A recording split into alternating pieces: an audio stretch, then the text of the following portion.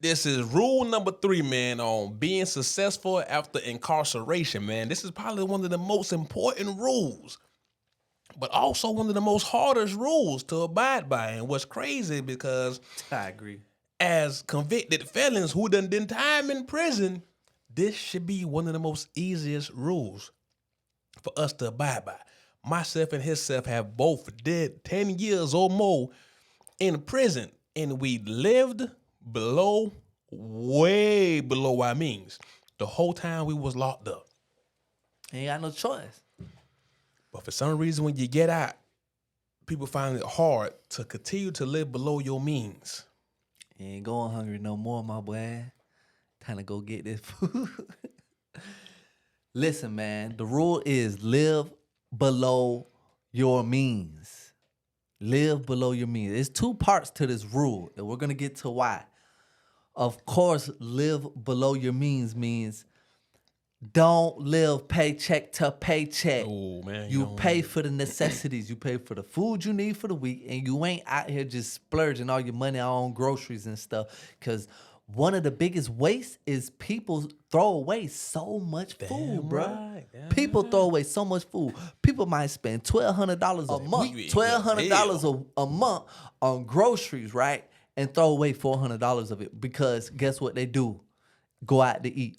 Instead of I don't feel like cooking, they go out to eat. And guess what happens to that food in the fridge? Cause you done bought fruit, or you done bought salad, or you done bought food that goes bad quick, milk or whatever. You got to throw it away. Go bad. You're wasting it because guess what? It's expired. You're wasting it because guess what? You not finna eat it. So you just get rid of it because it's taking up room now. I mean, that's some real shit now because you got to think about it now. In prison, we didn't have a damn thing. We living off 3 weak-ass meals a day and a couple Zuzus and Wham Bams. You could keep that same mentality when you get out and watch that money stack. Every dollar count, bro. You don't need every pair of Jordans, bro. Fuck no. I watch so many people on Instagram who I done did time with, got Versace this, Moncler that. I'm like, damn, he done wasted about if it's real, but you're wasting all that money. You don't need every pair of Jordans, bro. You don't. You don't. That's a message to itself. I'm a dick, dude. But now when you get to that level and you know what I'm saying, boom, but living below your means, it helps out so much because we all know sometimes to make money to invest, you have to have something to invest. And that's part 2 of this. Part 2, you read it in Rich Dad Poor Dad by Robert Kiyosaki, Richest Man of Babylon. Yes, Boom. Richest Man of Babylon. Richest Man of Babylon says the minimum you need to be saving is 1 copper out of 10, meaning 1/10 of your money. 1/10 of your money needs to be saved. Minimum. Bro, I've been doing this for a couple years, bro. Bruh, I got a bag off of this. Every check I get, every time I get birthday money, Christmas, I don't care what it is. Every time I get money, 1/10 of it goes. This is what I was trying to teach a daughter. When I gave his daughter some money for Christmas, I know, what was it? Her birthday. Her birthday.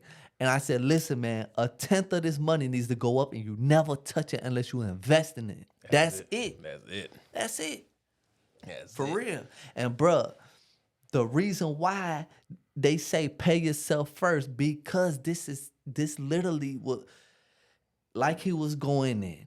It doesn't take money to become successful, but the more money you have to invest in stuff, the more greater the return is at a faster rate.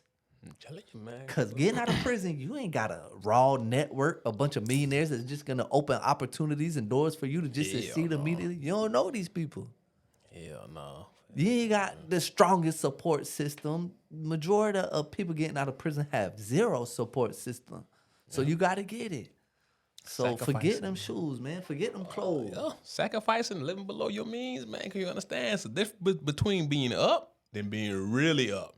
Cause that same 200, 300, whatever, 500 that you putting in motherfucking clothes and shoes and bullshit, you could put that same money into motherfucking vehicles, like investment vehicles that could bring you back a 10% return a year, bring you back in that compound interest is really the 8th wonder of the world. Talk to them.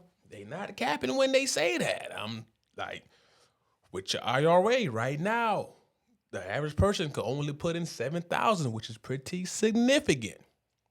You get your Roth IRA. This is some simple game right here. You're not finna become a millionaire overnight in damn near nothing you do unless you hit a lotto. Bruh, it's a patient game when you're doing just a small portion of your money. Let's say $100 a week, right? That's $5,200 a year. Yep. $5,200 a year. Let's say you got a chick on your team and she do it too. That's over $10,000 a year, bruh.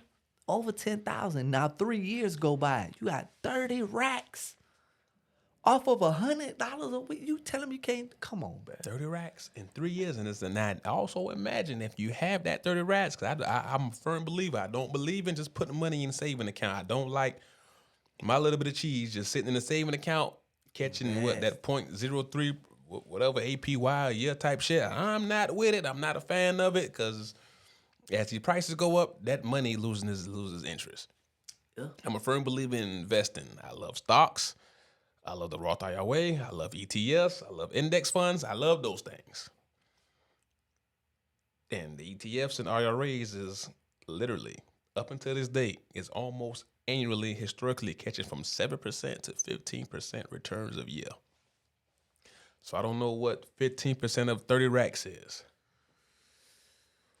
15% of 30 is... I know 15% of 10 racks. 4,500. 4,500 that you done accumulated for doing absolutely nothing. Instead of just buying shoes and bullshit. Come on, man. You really gotta live below your means, man.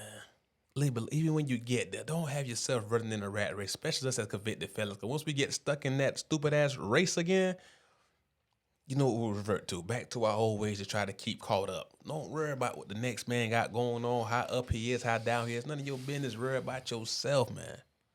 Worry about yourself. I can tell you right now, I am one of them guys who I thought for sure I was going to be big into fashion because that's what I was back in the days.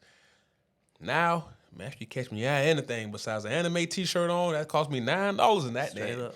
And when I got to pay full price, it kills me. I'm not going to lie to you. I look for deals on wheels. I'm the type of dude, if I walk into a room with a watch on, like, yeah, man, I got this watch, man, and you got the same looking type of watch on, and you tell me, yeah, man, I got mine for like $9. I done spent $100 for this dumbass shit. I feel dumb. It's about being rich, not looking rich. Nah. It's about having the money. It's about having the assets. Because guess what? 10, 15 years you do it right, you retired. You're literally retired. Do you know how close me and this man's about to be to retiring? I've been out of prison 5 years, bruh. 5 years. Yeah, knocking on the door, man. I don't think I could ever retire, but we're getting just the skills that we're gaining, we're getting closer and closer. It's not about making the money, it's about gaining the skills to be able to make the money. Right. Damn right. It ain't about killing yourself, working yourself to death. No. It is in the beginning trying to make that money, but once you start investing in yourself to gain the skills to make money at a faster rate, bruh, so we're talking about millions of dollars a year. We're not talking about $100,000 a year, $200,000. We're talking about millions. This between the rich and the wealthy. It's a big difference. Big difference. And stay tuned, because once we master this blueprint, we're copying and pasting it online for every single one of you successful felons to be able to do. Damn right. Remember, rule number 3, live below your means, especially when you're getting out of prison. You done did it for that long. Continue on. Go buy you a case of soups and sit your ass down.